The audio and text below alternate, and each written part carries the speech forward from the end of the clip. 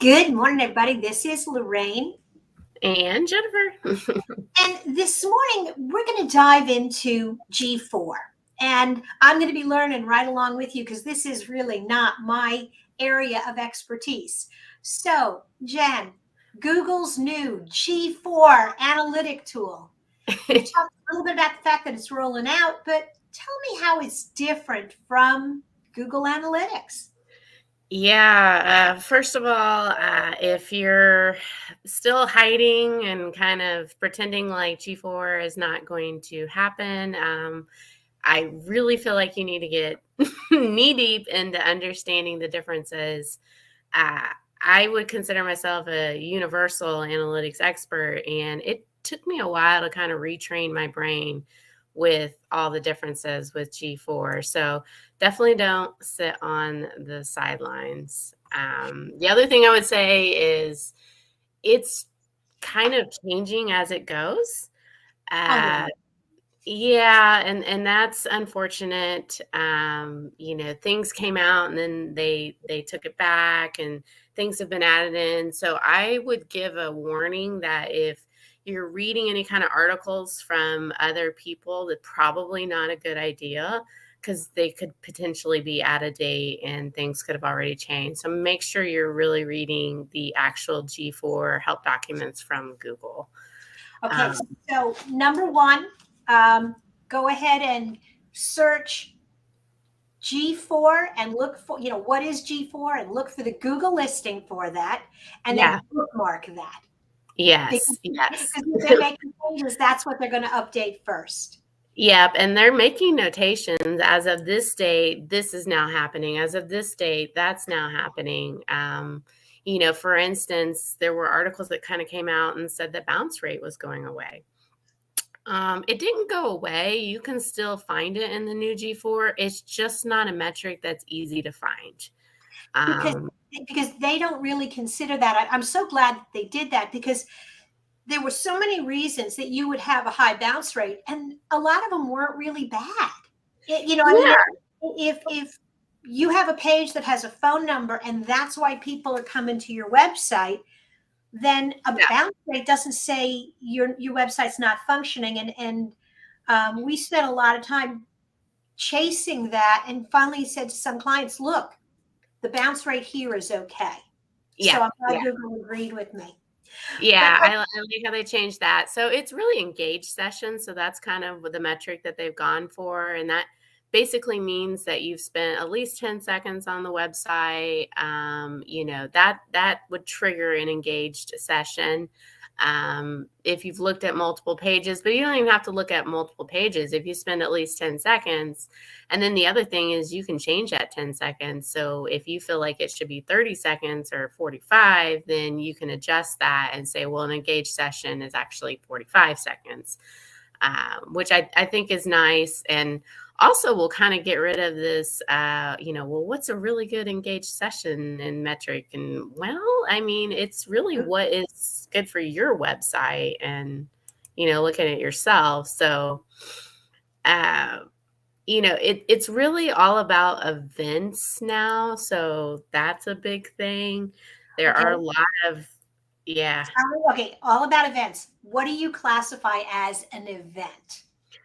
Well, an event, so you really need to research this because there are a ton of automatic events happening. Like a page load is now an event. It will automatically pick up if somebody downloads something. It will automatically pick up if somebody scrolls down the page. It will automatically track if somebody watches a video. And these are all things that you used to have to add code with like a Google Tag Manager in order to track that. Well, it's all automatic now. So that's definitely a positive. Wow. Okay. So it really, the G4 is really designed to push you to stop paying attention to vanity metrics. Don't worry about how many people just stumbled on your website. It's Yeah. how many people cared about it when they got there. Did they stay long enough to read something? Did they do something? Yeah, yeah. Are they actually engaged? Those are the things. And what's nice about those, somewhat, is, since they're automatic, let's say, tracking file downloads, you can just, use a little cursor and turn that on to track file downloads as a conversion.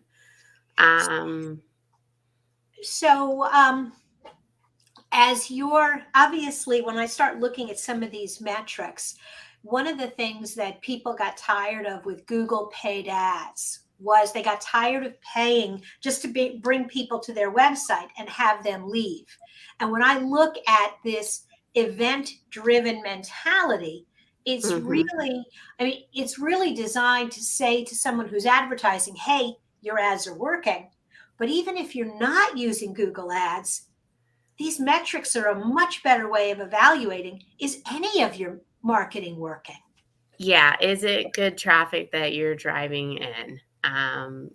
Definitely, for sure. I think along that method, there's some other changes that happen that would be exciting. It used to be when somebody came into your website, credit for, let's say, a form fill, a phone call, what we would call conversion, would be attributed to the very last thing you did. So last click attribution.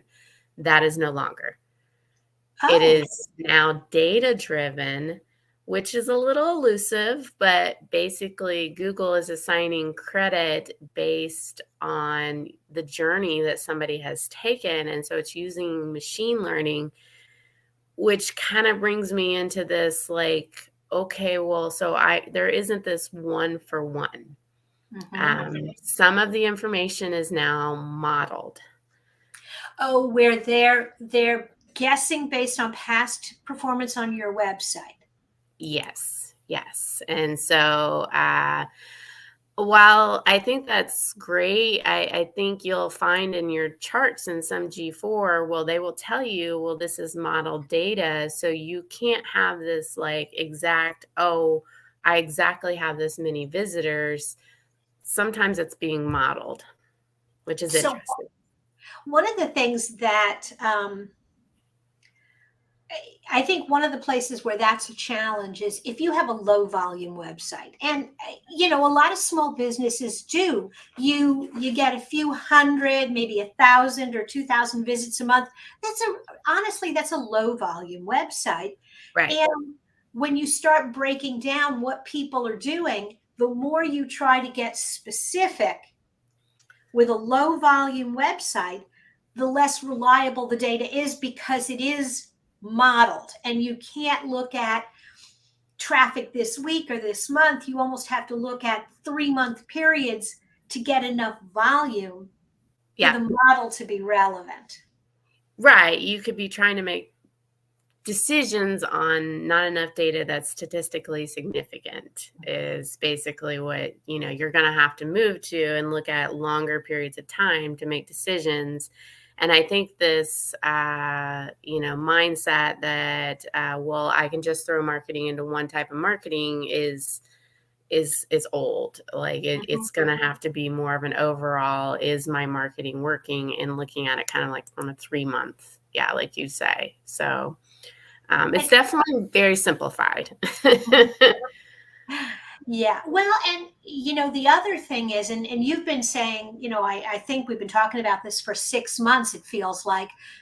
But even though Google Analytics is still available, you really need to be switching to G4 to start building that data, particularly if you do have a low volume website. You got to have some history in there Yeah, when the switch occurs. And so, log into your Google Analytics and make sure you set up the tracking for G4.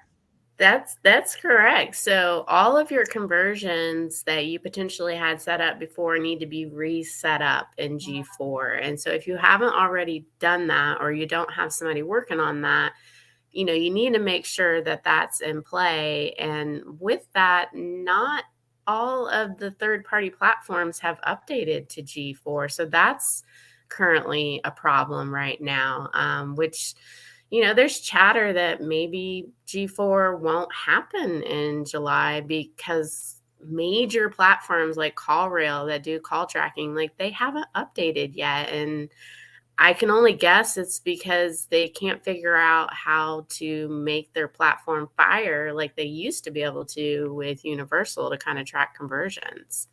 Um, That as an agency, that would scare the crap out of me because you rely on you spend a lot of time looking for a good tracking tool yeah. and for something that will track everything that you need to track. And if that resource can't figure out how to make this work, everything falls apart. And so I would say, if you're using tracking software or if you're working with an agency, that's one of the top questions you need to be asking now is, are you ready for G4? Yeah, I think a lot of the reporting tracking, so a lot of the reporting platforms are actually having the same problem. And this has to do with the API from Yeah. G4 is not there yet. Even their own Google Data Studio, their own tool, cannot pull in all the G4 metrics. And so you're like, what's going on, Google? This is your own tool and you still can't. And so you're kind of forced to use like the or the reporting that's built in, but even it is clunky and you can't do the same things you could with Universal. So there's a lot of challenges there that if you haven't already gotten into that, you really need to, you know, get over there and get started. Absolutely. All right. Well, we're going to put a pin in it here. If you've got more questions about G4 and G4 integration, you really want to check out, maybe reach out to Jen's team at elevatedmarketing.solutions. Yeah, happy to answer any questions or problems that you guys are having because it's a doozy. All right. Well, we'll see you next week. Bye.